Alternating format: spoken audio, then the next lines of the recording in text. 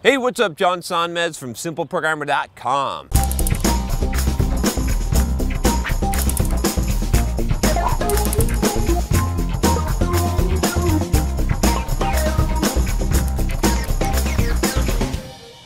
So I got a bit of a fun question here today that I picked out because I think it's kind of fun, and it's about electric cars industry. Not really hugely applicable to to programming, but you know, in a way, maybe it is, right? Because maybe that's where we're going. So this question is from Moritz, and he says, what do you think about the recent changes in the auto industry? Do you consider buying an electric car? What do you think about this industry for programmers? And he goes on to say, I'm 17. Wow, that's pretty cool. Huge science and tech fan, and I want to study computer science. Autonomous driving is a field that I can imagine working in later in my life. So first of all, what do I think about the changes? I think they're good. I think it's about time. I mean, how long have we been driving gasoline-based automobiles? How long has it been since the automobile, or really the airplane, has changed? There hasn't really been any innovation or any serious innovation in either of those fields for a long time, right? It's been quite some time. If you think about how technology has changed, how computers have changed, and how a lot of other industries and technologies have changed over the years, the automobile industry really is due. So I think electric cars, I think autonomous driving, I think all of this is one step in the innovation, but it's still the same type of thing, right? So I think there's still a lot of room for innovation here. I think that what we're going to see is, you know, it's like when a floodgate opens up, right? In this case,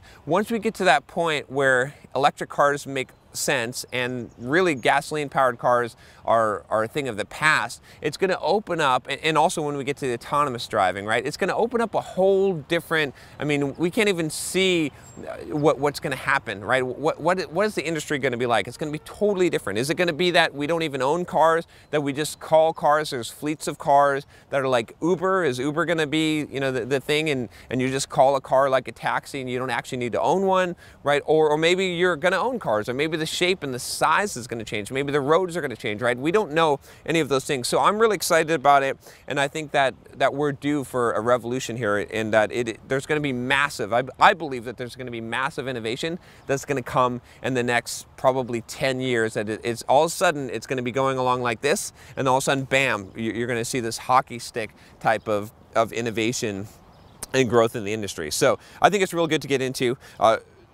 Second question, do you consider buying an electric car? Yes, I would love to buy a Tesla.